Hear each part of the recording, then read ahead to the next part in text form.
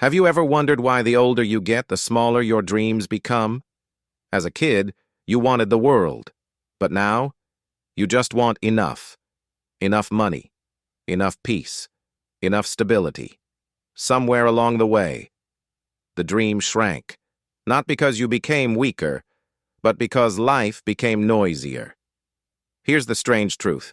Most people don't dream too small because they lack ambition. They dream too small because they lack clarity. And clarity is not emotional. It's scientific. That's the first hook I want you to feel. Maybe your life isn't stuck. Maybe your method is. You see, psychologists call this the fog of intention. It's when your goals feel big in your head, but blurry in reality. You want more money, better habits, a new life. But the path?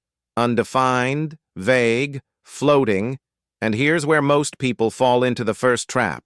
They think dreaming bigger means believing harder. But believing is not a strategy. Hope without structure becomes pressure. Pressure without clarity becomes avoidance. Avoidance becomes regret. Have you noticed this cycle in yourself? One day you're full of motivation, planning your future. The next day you're scrolling your phone for hours, feeling guilty. That's not laziness. That's your brain protecting you from unclear goals. Because the brain hates uncertainty. It would rather keep you safe in a small dream than lost in a big one. So if you've ever felt stuck, if you've ever felt like life is moving but you're not, this is not a personal failure. It's a common human pattern, predictable, measurable, explainable. And from this point forward, you're going to see your dreams not as fantasies, but as systems. Because when dreams become systems, something shifts inside you. You stop asking, "Can I do this?" And you start asking, "What variables do I need to change?" That's the difference between emotional dreaming and scientific dreaming. Let's classify the real problem most people face. It's something researchers call the ambition-execution gap. You dream at level 9. You act at level 3. The gap isn't because you're lazy. It's because your brain is working with old software. Think about this. Your mind is built for survival, not success. It doesn't care if you become rich, productive, or fulfilled. It only cares that you stay in familiar territory. So when you imagine a bigger life, more money, new career, bold decisions, your brain quietly whispers, "Too risky. Stay where you are." That's why you can read books, watch videos, make plans, and still end the day unchanged. But here's where the science gets interesting. Biologically, your brain responds to two things: clarity and feedback. Not motivation, not inspiration, just clarity and feedback. Two pieces of data your current goals probably don't have. Now pause for a moment. Reflect. Think back to last week. How many times did you say, "I'll start tomorrow," or "I'm waiting for the right moment," or "I don't know where to begin"? That's the ambition-execution gap in action. It's not your fault. It's your wiring. But wiring can be changed. Dreams can be redesigned. And the moment you understand the mechanism behind them, you stop fighting yourself and start upgrading yourself. To understand why your brain resists big dreams, you need to see it like a machine designed thousands of years ago. Back then, big dreams meant danger, new territory, new predators, new risks. So the brain evolved a simple rule. If something is uncertain, treat it as a threat. Fast forward to your life today. Starting a business, changing your body, learning a new skill. To the modern world, these are growth opportunities. But to your ancient brain, they look like lions in the tall grass. So it slows you down with overthinking, fear, and procrastination. This is the root cause most people miss. You're not avoiding your dreams. Your brain is avoiding uncertainty. Have you ever noticed how easy it is to do small tasks, but incredibly hard to start meaningful ones? Cleaning your room? Simple. Scrolling your phone? Effortless. But writing that CV? Starting that side project? Making that bold decision? Suddenly your body feels heavy, your mind gets foggy, and your motivation evaporates. That's your brain protecting you from the wrong enemy. Here's where the reflection hits. Remember the last time you had a good idea, a big idea, and within minutes, doubts attacked you like a storm? What if I fail? What if I'm not good enough? What if people judge me? That wasn't reality talking. That was your survival brain. But here's the good news. Science also gives you a way out. If you convert a big dream into micro-certainty, your brain stops resisting and starts cooperating. This is the turning point. Because once you reduce the threat level of your dream, your biology becomes your ally, not your enemy. And that's where transformation begins. So how do you create micro-certainty? How do you turn a big, intimidating dream into something your brain feels safe pursuing? The answer is surprisingly simple. You break the dream into predictable units, not steps, not habits, not routines, but predictable units of progress. Let me explain. When you say, "I want to change my life," your brain panics. The goal is too large. When you say, "I will spend 10 minutes improving one skill today," your brain relaxes. The goal is concrete, measurable, and safe. This is what neuroscientists call reducing cognitive load. A smaller task requires less energy to start. Less resistance equals more action.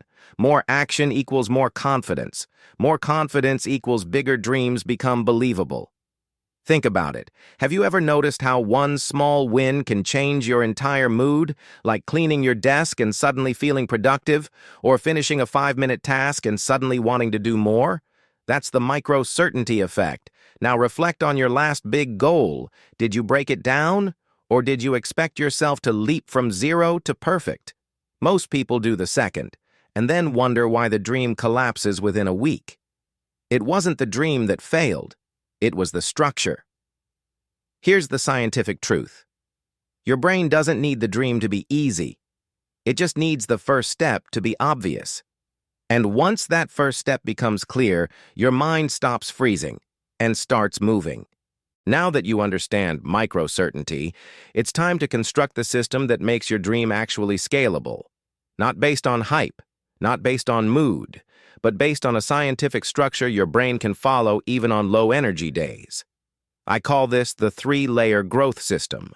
It works because it aligns with how your brain processes progress and reward. Layer 1. The destination, your big dream. This is the vision, the thing that excites you, scares you, and pulls you forward. But here's the twist. You only define what you want, not how you'll get there yet. The how comes later. Layer 2, the milestones, your measurable checkpoints. If your dream is the mountain peak, then milestones are the base camps along the way. These checkpoints do 2 crucial things. Reduce psychological overwhelm, give your brain regular hits of progress. Dopamine. This is where scientific dreaming truly begins, where ambition meets structure. Layer 3. The daily units, your micro-certainty tasks. This is the engine, the part your brain loves. Daily tasks so small, so clear, and so predictable that you can execute even when tired, stressed, or unmotivated. Here's the reflection moment. Most people dream at layer 1, think about layer 2, but only act at layer 0, doing nothing. That's why their dreams stay dreams. But when you align all 3 layers, your brain receives exactly what it needs: a clear destination, a measurable path, and a simple daily action. This is how a big dream stops being inspiring and starts becoming inevitable. Let's take that framework and bring it into your reality. Because a system only works when it becomes yours, not just something you understand conceptually. Start with layer 1, the destination. Ask yourself one question. If nothing could stop me for the next 3 years, what life would I build? Not what you think is realistic. Not what others expect from you, but what you truly want. Your brain needs a clear North Star, a direction that feels meaningful enough to pull you forward. Now here's the psychological trick. Don't describe the dream in numbers. Describe it in feelings. How would your life feel if you achieved it? Free, capable, proud, satisfied? Your brain connects stronger to emotional outcomes than measurable ones. Once the destination is emotional, move to layer 2, milestones. Break the dream into 4 to 6 phases, not tasks, phases. Each phase represents a visible transformation, something you can recognize just by looking at your life. For example, financial freedom becomes Phase 1, learn skill. Phase 2, first client. Phase 3, consistent monthly income. Phase 4, scale. Phase 5, stability. Suddenly, the dream stops floating in the air and gains a skeleton. Now comes layer 3, micro-certainty tasks. This is where the dream becomes doable. Your only job is to assign one daily action for the current phase. Just one, not 10, not a full plan.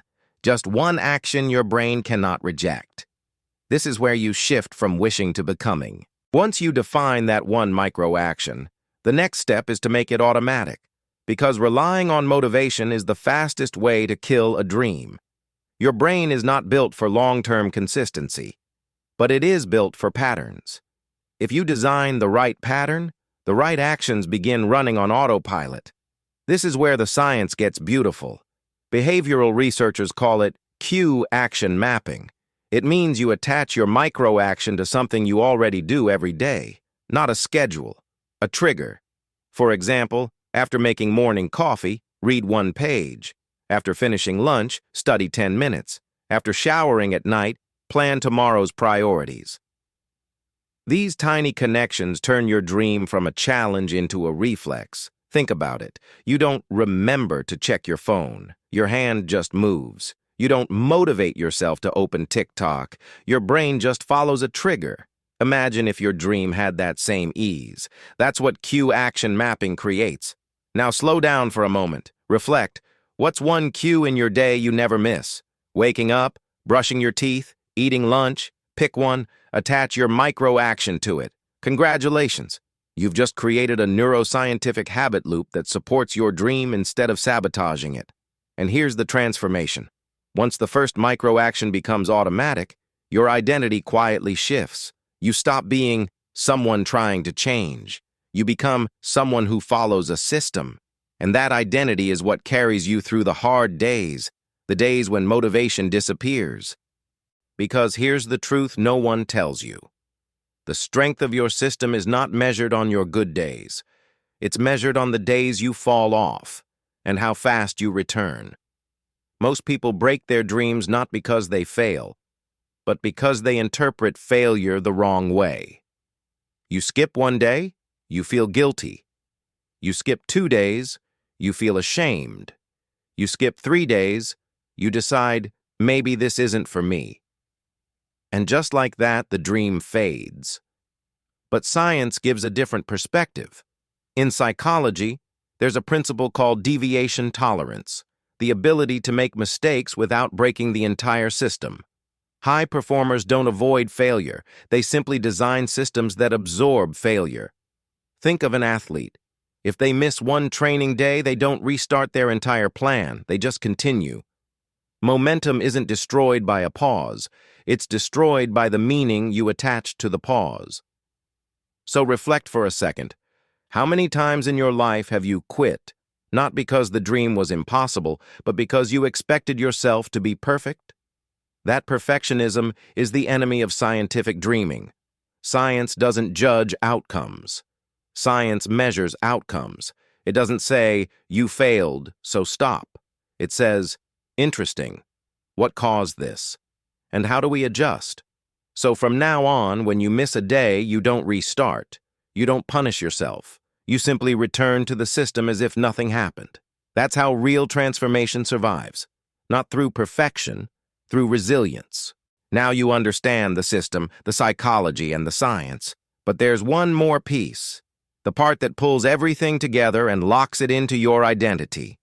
It's the moment you realize your dream isn't a fantasy. It's a formula. And formulas don't care about your past.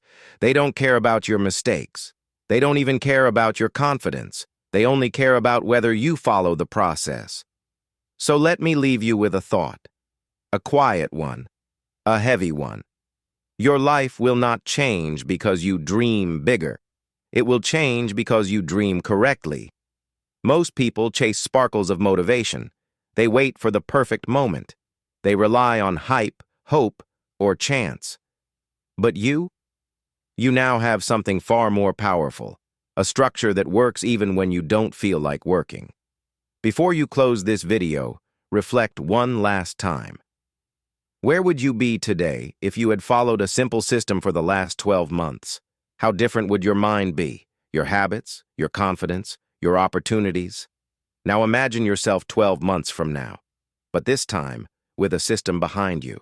A system that takes your dream, breaks it into milestones, reduces resistance, and makes progress automatic.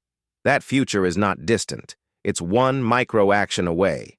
So here's your next step. Simple, small, scientific.